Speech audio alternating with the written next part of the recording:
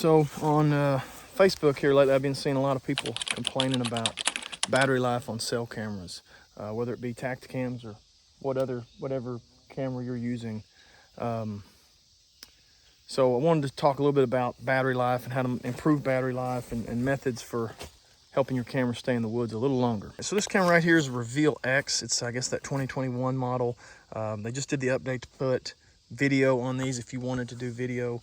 I kind of laugh when I see people saying these new cameras aren't getting as good a battery life as the old cameras. Well, the old cameras didn't have video, and so everybody's using video now and wondering why they're not getting the same life.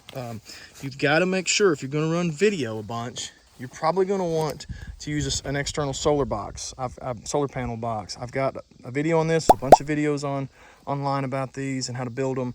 They work great. They'll last a long time. The negative is they're huge. And they do, they're kind of a pain. But they do work good as far as, like, for example, on this one, I've got it on a feeder here that I'm going to work on a little bit today. And it does a good job of, I can get video off this feeder and that lasts a long time. Now, you still might have to change it once in a while, change the internal 12 volt, but it lasts a long time.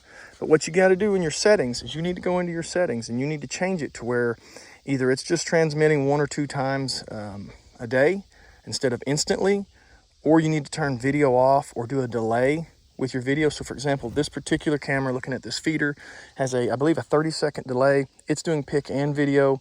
Currently it's sending them instantly because nothing's been on this feeder because it's empty at the moment.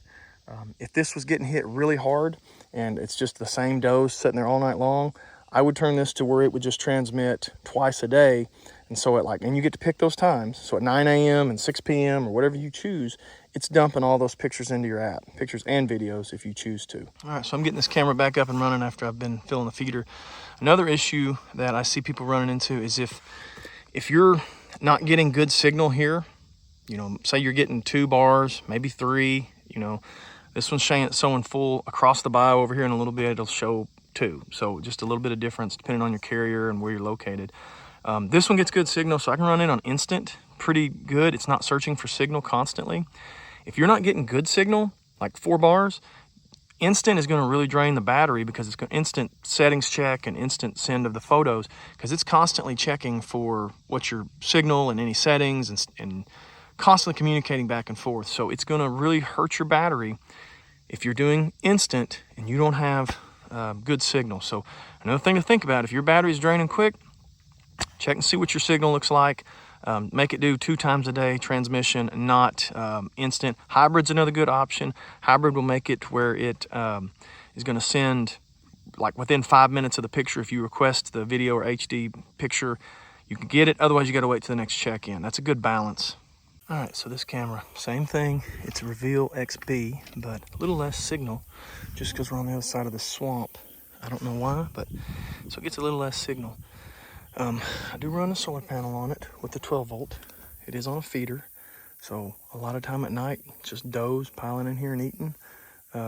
So what I do with this one is like Monday through Thursday, I run it on 2 sends per day, just, taking pictures. I don't do videos on this one, except for maybe on the weekends. Friday, I'll switch this to instant mode, so I'll know instantly kind of what they're moving and doing, and I can make decisions Friday, Saturday, Sunday based off that. And then again on Monday, I'll switch it back to 2 times a day. Really makes the juice on these last a long time. I'm talking about like never having to touch it all season. All right, so here's another camera. This is a SK, got a LiPo pack in there. Got it watching this trail right here, kind of coming out of the swamp over here. I've got it sending, I had it sending instant for about a month, and as the battery got down closer to 50%, I switched it to 2 times a day, and I did pic mode only. I did pic and video at first. Again, when it got down to about 60%, I figured I needed to extend the life as much as I could so I could get out here. In doing so, got a lot of good deer on it, but mostly does, so I'm going to move it today. It's on track right now to get about 2,000 pictures if I keep running it in, check in 2 times a day. Pic only. So about half of those, let's say 1,000 of those were, let's say 750 were pic and video, and then the last 1,200 to 1,500 are going to be pic only. It's gonna last a long time out here with those settings. Not getting much light. You can see it's barely getting any light through the woods here. But it's doing great. It's lasting, you know, a long time, months and months, at the right way I'm using it. All right, so this SK, I put a new lipo pack in it. It was only about half. It was at 60%, so it still had a lot of life left in it, but it's a pain to get over here, so I just figured swap it out while I'm here. So you can see I don't get just great signal, but pretty good. I'm gonna go ahead and leave it at 2 check-ins a day. On Friday, I'll switch it over to instant and video mode. Monday, I'll switch it back. This gives me the best of both worlds. I can do it on my app. I can set a reminder on my phone. So I got a mock scrape there and a mock scrape there. Beat down trail on the edge of the swamp, as you can see. It's gonna be a good spot. But because I'm a weekend warrior, I have to work. I'm gonna go ahead and leave this at just 2 check-ins a day. Getting a little bit of sunlight on this, so maybe it'll extend it a little longer. I expect this to be out 3 months, if not longer. Could probably push 4. And take about 2,500 pictures, maybe 3,000 if I leave it on that 2 check-ins a day, 2 picture sends a day, and not instant. So let's let it rip. All right, so to wrap this up, to improve that battery life on your cell camera, a couple things. Have good signal. Make sure you got good signal wherever your camera's at. If it's constantly losing and searching for signal, it's gonna drain that battery. B, if you got a ton of pictures coming in, like, you know, hundreds a day, video mode's not gonna be your friend. You're gonna not like video mode. You're gonna want to do pic only. Maybe a long delay, something to kind of help that out. That flash running all night long on a feeder. If one picture, it takes 1 second for the flash to go, and then a 10-second video is taking 10 seconds for the flash to be on that whole video, you know, that's 10 to 1. So you want to increase your battery life 10 times, turn off video mode at night especially.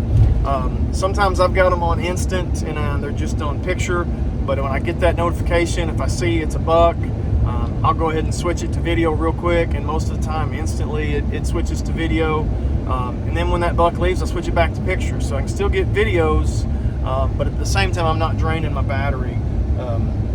Again, low signal areas, put it on 1 or 2 transactions a day, you know, transmitting those pictures to you twice a day, so it's not trying to do it every single time. That's what's really draining your battery. Same reason that your phone, if you charge your phone up and you set it on the counter and you don't touch it for a few days, it's going to be dead.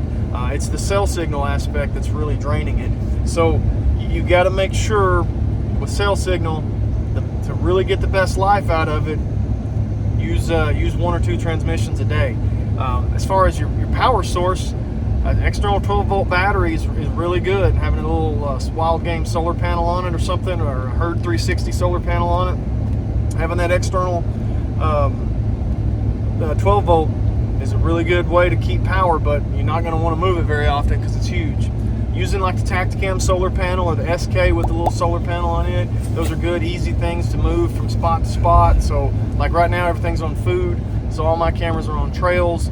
I'm fixing to be switching to scrapes here within the next week or 2 because that's what they're doing. So the ones that I need to be mobile, I don't want to have a big 12-volt hanging off of them. A, it's going to probably spook some deer if it's on the trail right next to their scrape.